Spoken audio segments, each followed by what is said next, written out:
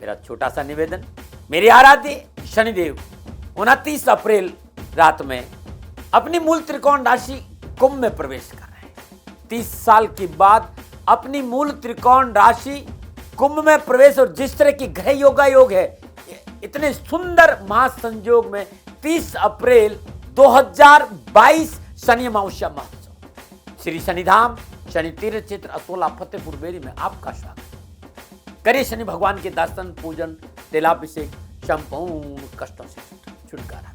दिल्ली और एनसीआर के सभी शनि भक्तों से मेरा निवेदन, शनि तीर्थ क्षेत्र असोला फतेहपुर बेरी अद्भुत तपोभूमि है मेरी। खाली दर्शन करने से शनिदेव की कृपा का प्रसाद प्राप्त होगा और जीवन खुशियों से भर जाए। नमो नारायण। जय गौ माता, वंदे मातरम, भारती को प्रणाम और हृदय से ओम शम शनिश्चराय नमः। प्रिय मित्रों और साथियों, जिस पल आप खुश होते हैं ना, सिर्फ वही पल आप अपनी जिंदगी का जीते हैं। इसलिए पूरी जिंदगी खुशी से जीने के लिए जिंदगी का हर पल खुशी से जीना चाहिए। और हर पल खुशी कैसे मिले? अपनी श्वासों के आसपास आए, अपनी चेतना के आसपास आए, अपना स्वावलोकन करिए। खुशी आप ही के पास में, कहीं और नहीं। वर्तमान में रहिए और अपने श्वासों के साथ रहिए। नमो नारायण। प्रिय दर्शकों, मित्रों और साथियों, मिथुन राशि वालों के लिए अप्रैल का महीना कैसा रहेगा, ये विषय लेकर आपके सामने आऊं। जो राशिफल है, पुनः एक बार और याद दिला देता हूं कि राशिफल आपकी चंद्र राशि, आपके नाम राशि पर आधारित है। राशिफल पुरुषों के लिए भी है, महिलाओं के लिए भी है, बच्चों के और बुजुर्गों के लिए भी है। मिथुन राशि वालों के लिए अप्रैल माह में आरंभ में राशि अधिपति बुध सूर्य और चंद्रमा के साथ मीन राशि दसम भाव में संचरण कर रहा है। बुध 8 अप्रैल को मेष राशि 11वें भाव में संचरण करेंगे। सूर्य 14 अप्रैल को अपनी उच्च राशि मेष में 11वें भाव में संचरण करें और मंगल उच्च राशि मकर में शनिदेव के साथ अष्टम भाव में संचरण कर रहे हैं। मंगल देव 7 अप्रैल को कुंभ राशि नवम भाव से संचरण करेंगे। बृहस्पति देव शुक्र के साथ कुंभ राशि नवम भाव में संचरण कर रहे हैं। शुक्र 27 अप्रैल को अपनी उच्च राशि मीन में दसम भाव में आएंगे। बृहस्पति देव 13 अप्रैल स्वराशि मीन में दसम भाव में प्रवेश करेंगे और शनिदेव 29 अप्रैल को अपनी मूल त्रिकोण राशि कुंभ में नवम भाव से संचरण करेंगे। राहु 12 अप्रैल को वृषभ राशि से मेष राशि में प्रवेश करें और 11वें भाव में संचरण करें और केतु तुला राशि में पंचम भाव में संचरण करेंगे। शनि मंगल बृहस्पति और शुक्र दोबारा बैठे हुए हैं, यानी द्विद्वादश योग। शनि मंगल सूर्य चंद्रमा और बुध त्रिएकादश संबंध। बृहस्पति देव शुक्र देव राहु देव त्रिएकादश संबंध, सूर्य देव बुध देव केतु देव षडाष्टक संबंध। ये ग्रह योग है। मेरा छोटा सा निवेदन, मेरे आराध्य शनिदेव 29 अप्रैल रात में अपनी मूल त्रिकोण राशि कुंभ में प्रवेश कर रहे हैं। 30 साल के बाद अपनी मूल त्रिकोण राशि कुंभ में प्रवेश, और जिस तरह की ग्रह योग है, इतने सुंदर महासंयोग में 30 अप्रैल 2022 शनि अमावस्या महोत्सव श्री शनिधाम शनि तीर्थ क्षेत्र असोला फतेहपुर बेरी में आपका स्वागत। करिए शनि भगवान के दर्शन, पूजन, तेलाभिषेक, संपूर्ण कष्टों से छुटकारा। दिल्ली और एनसीआर के सभी शनि भक्तों से मेरा निवेदन, शनि तीर्थ क्षेत्र असोला फतेहपुर बेरी अद्भुत तपोभूमि है मेरी। खाली दर्शन करने से शनिदेव की कृपा का प्रसाद प्राप्त होगा और जीवन खुशियों से भर जाए। इन ग्रह योगायोग के आधार पर क्या संकेत मिल रहा राशिफल का, विषय आपके सामने है। मिथुन राशि वालों के लिए अप्रैल का महीना नक्षत्र गणनाओं के अनुसार से अच्छा रहने का संकेत मिल रहा है।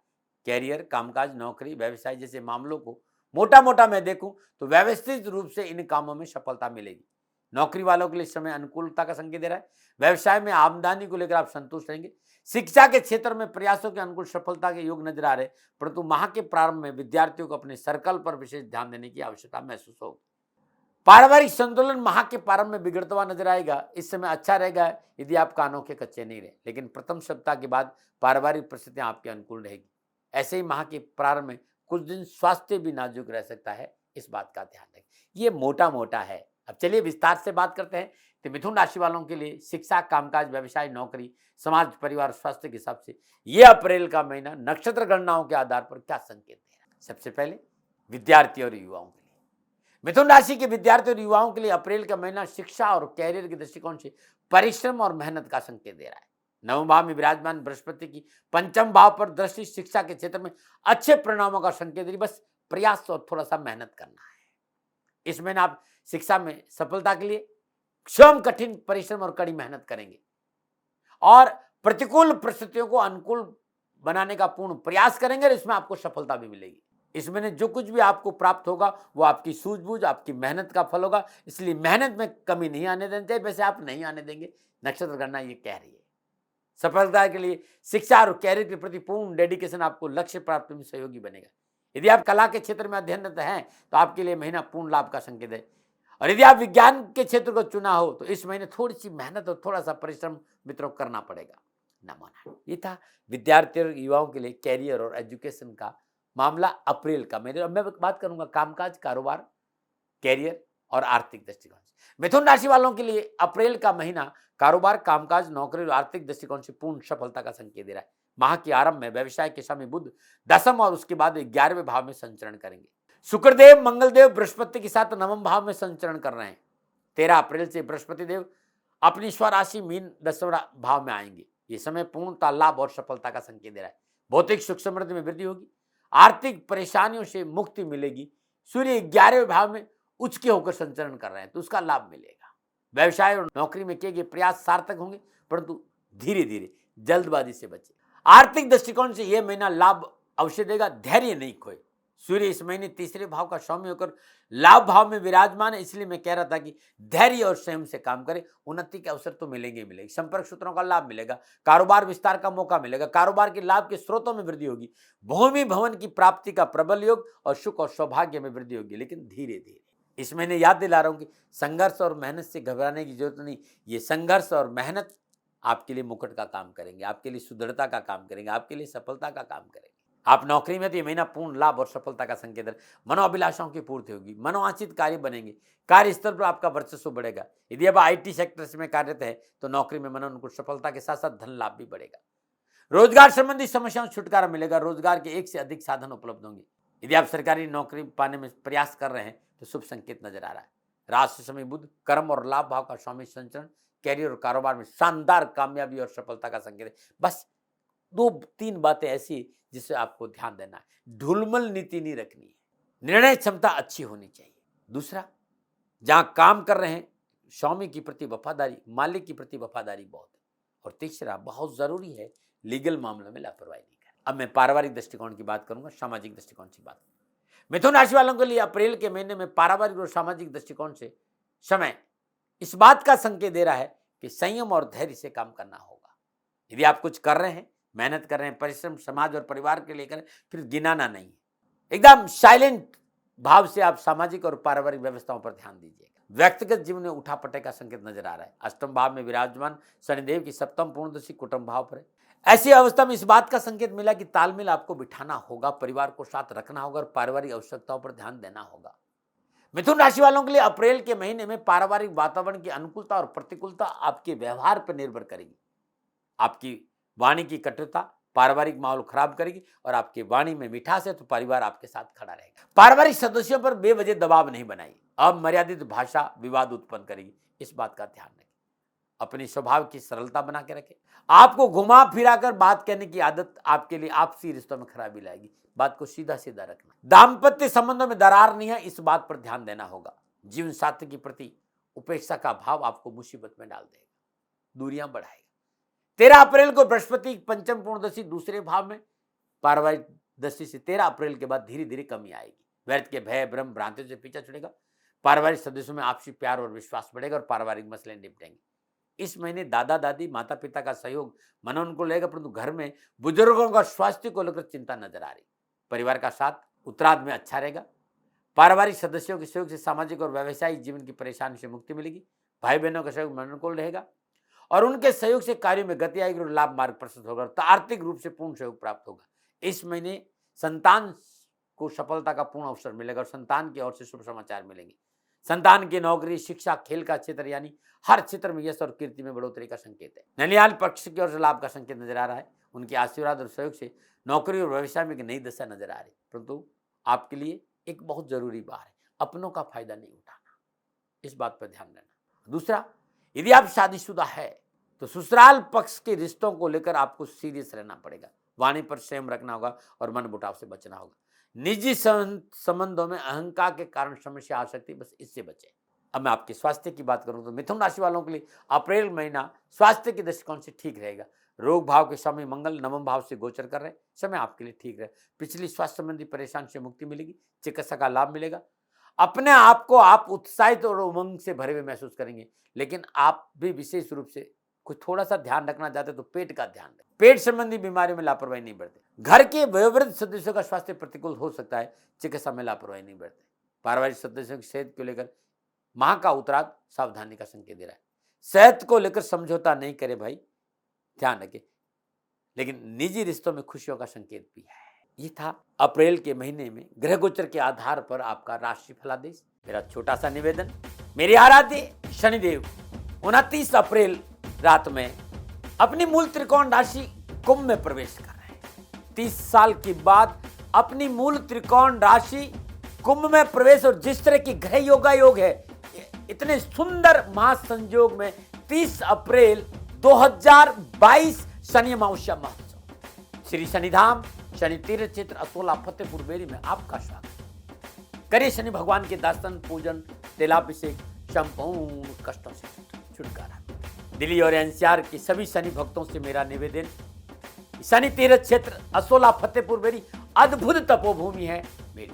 खाली दर्शन करने से शनिदेव की कृपा का प्रसाद प्राप्त होगा और जीवन खुशियों से भर जाएगा। अब क्या उपाय करें इस महीने? जब भी आपको मौका मिले, जब भी आपको अवसर मिले, गरीब निर्धन विधवा स्त्री को दही का दान दीजिए। आर्थिक स्थिति मजबूती के लिए इस महीने यदि घर में छोटा सा संपूर्ण श्री यंत्र स्थापित करिए, श्रद्धा भाव से पंचोपचार पूजन करिए, हर रोज कच्चे दूध से अभिषेक करिएगा। ओम लंग लक्ष्मी नमः इस मंत्र का जाप करते हुए या श्री सूक्त का पाठ करते हुए या सुनते हुए। शनिवार के दिन शनिदेव के दर्शन और तेलाभिषेक दोनों ही आपके लिए लाभकारी रहेंगी।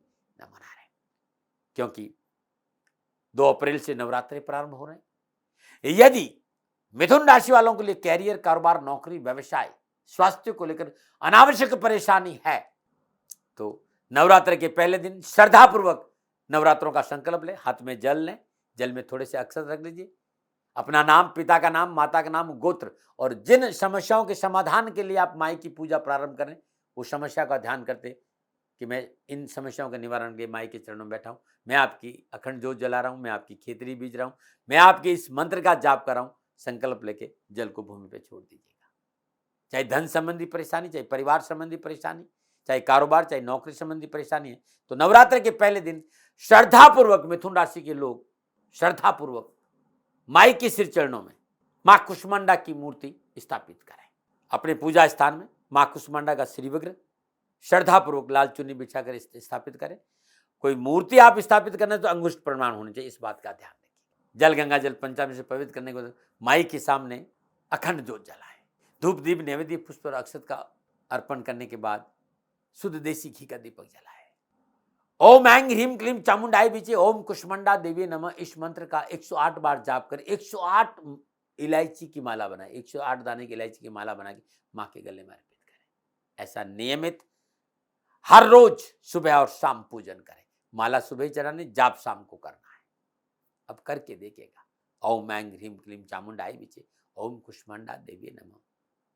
अद्भुत है। माला रोज नहीं रहेगी, और जब दूसरी माला उतार दो, जो इस माला की जो इलायची है वो आप कंजकों में बांट दीजिएगा, दारिद्र्य दूर हो जाएगा। न मना रहे, न मना रहे। ये था मिथुन राशि वालों के लिए अप्रैल महीने का राशिफल और उपाय। पुनः निवेदन, विचार है, आंकलन है, मेरा अनुभव है, लादने का मेरा कोई स्वभाव नहीं। हाँ, कोई भूल हो गई है तो क्षमा प्रार्थी हूँ। सेकंड ओपिनियन का अधिकार आपके पास है। न मना रहे। राजस्थान का हर व्यक्ति जानता है कि दाती महाराज गायों से बहुत प्यार करते हैं, बेटियों से बहुत प्यार करते हैं। हजारों सैकड़ों बेटियों के लिए, जीवन के लिए मैंने अपना संपूर्ण जीवन दिया है, और ये मेरा शौक था, मेरी राष्ट्र की धरोहर थी, और ये करना मेरा कर्तव्य और कर्म था। मैं आपको किसी वजह से नहीं सुना रहा हूं, बस खाली बता रहा हूं कि ये मेरा जीवन का लक्ष्य रहा है। मनुष्य हूं और मानव होने के नाते मेरा कर्तव्य है कि मैं अपनी राष्ट्र की सेवा करूं। मैं इस राष्ट्र का नागरिक हूं। 30 सालों से मैं बेटी बचाओ और गौ सेवा में अपना जीवन इस राष्ट्र के साथ लगाया है।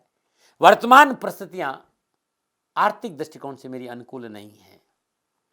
धन नहीं मांग रहा हूं कि मुझे आप पैसे दीजिए, नहीं, पहले भी कभी नहीं मांगा और अब भी मैं नहीं कह रहा हूं, और ये मेरा अहंकार नहीं है, क्योंकि धन को लेकर मैं राष्ट्र के सामने कभी नहीं आया था। हमेशा मैंने एक साहब सेवा करी, आप, मैं भी सेवा करता हूं, आप भी सेवा करें। धन नहीं चाहिए, लेकिन वर्तमान में जो आर्थिक परिस्थिति हैं वो मेरे को ये कहने के लिए मजबूर कर रही है कि सन्निधान गौशाला की गायें दुखी नहीं रहे, इसके लिए मुझे आपका सहयोग चाहिए। और सहयोग के लिए मैं स्वयं आपके साथ खड़ा हूं, आपकी समस्याओं के समाधान के लिए। भाई, आप अपनी जन्म कुंडली का अवलोकन कराना चाहते हैं, आप अपनी जन्म कुंडली बनाना चाहते हैं, आपको बहुत सी चीजों की जानकारी चाहिए, तो मैं आपके साथ खड़ा रहूंगा, पूरे साल खड़ा रहूंगा, जब तक जीऊंगा तब तक खड़ा रहूंगा। नंबर आ रहा है, इन नंबरों पे संपर्क करिए, आप मेरे से बात करिए, लेकिन इसकी एवज में गायों के लिए चारे की व्यवस्था कर लीजिए। और इसीलिए मैंने कहा था कि भाई थोड़ा दिन, इस समय मैं परेशानी में हूं और मेरी गायें चारों को लेकर थोड़ी सी परेशान हैं, ऐसा हृदय से आया। लोगों ने कहा कि राष्ट्र आपसे प्यार करता है दाती महाराज, एक बार निवेदन करिए। तो मैं दान नहीं मांग रहा हूं, फिर भी मैं अभी भी, मेरा ये अहंकार नहीं है साथियों, मेरा राष्ट्र सर्वोपरि है। मैं ये नहीं कह रहा हूं, मैं ये कह रहा हूं मैं परिश्रम करूंगा आपके लिए, और परिश्रम के एवज में गायों के लिए चारे की व्यवस्था करिए। शनि भगवान आपकी रक्षा करे और आपका जीवन सदा खुशियों से भरा रहेगा, ऐसा मेरा निवेदन। और वे लोग जो सक्षम है, सामर्थ्यवान है, और जिन्हें दाती महाराज के ज्योतिषीय समाधान की आवश्यकता नहीं, तो उनको मेरा प्रणाम, क्योंकि बहुत से लोगों को मैंने देखा है पिछले एक महीने में लगभग 20 से 25-50 लोग ऐसे भी हैं जिन्होंने सन्निधान गौशाला में 2100 रुपया चारा कर दिया है। मैं उन सब के प्रति अपना आभार प्रकट करता हूं, और यह सहयोग मैं जीवन भर याद रखूंगा। मित्रों, समय ऐसा है कि मेरी परिस्थिति आर्थिक दृष्टिकोण से अनुकूल संकेत नहीं दे रही है, इसलिए मैंने राष्ट्र से कहा कि सन्निधान गौशाला में परेशानी नहीं चाहिए। सरकार सपोर्ट कर रही है, अपनी सीमाओं में रहते हुए जो सरकार करती है, लेकिन उससे पूरा नहीं पड़ता है, ये आप भी जानते हैं। शासन की अपनी एक सीमा है और अपनी मर्यादा है, और शासन के पास और बहुत से काम है। लेकिन फिर भी मैं आप सभी का धन्यवाद देते हुए हृदय से पुनः एक बार निवेदन करना चाहता हूं कि आपको लगता है कि दाती महाराज के साथ सन्निधान गौशाला में खड़ा रहना है, तो नंबर है, जरूर सहयोग करें। मेरा कोई दबाव नहीं है, प्रार्थना थी। ओम नमो नारायण, ओम नमो।